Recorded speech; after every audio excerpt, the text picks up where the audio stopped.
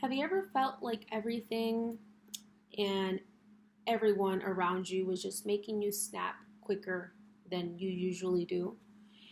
Many times our body will try to give us signals to kind of warn us and let us know that we might need some alone time. And who doesn't enjoy some alone time, especially from our busy lives? Everybody wants to just get those few minutes of peace after a long day, right? Most of us do not take time to step away from it all and truly spend some time with ourselves.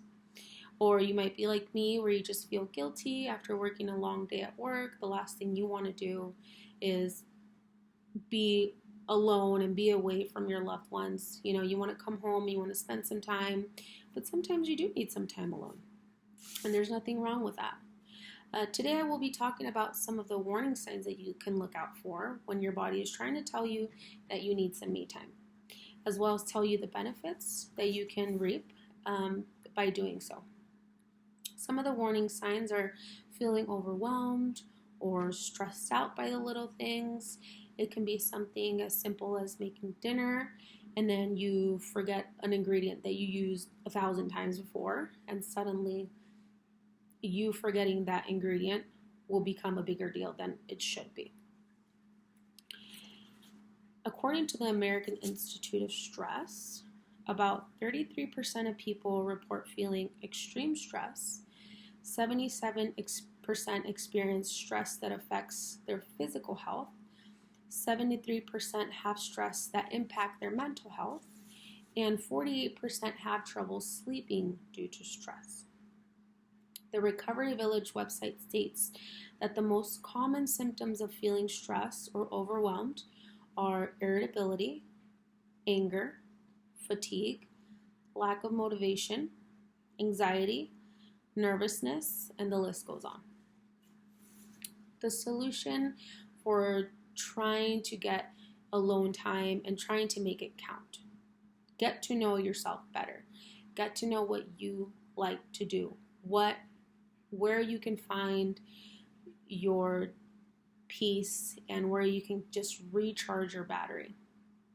A study by psychologist Tasha Eurich reveals that about 95% of people consider themselves self-aware, but only 10 to 15% are truly aware. The more we get to know ourselves, the better we'll be able to make that time count.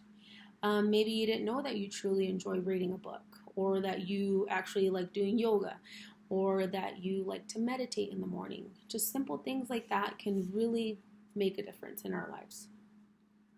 Now, we shouldn't confuse alone time with loneliness. Loneliness can have a very negative impact on your health. Those are two separate things. And once we're okay with being alone with ourselves, we can then begin to explore what we like and dislike. Today.com gives us 5 ways to carve out alone time in a full house.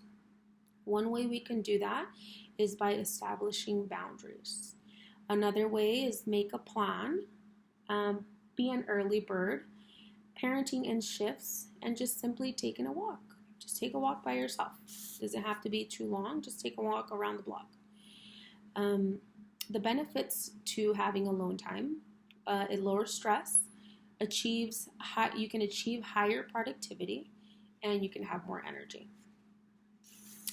According to Forbes, studies show that alone time has been linked to increased happiness, better life satisfaction, and improved stress management.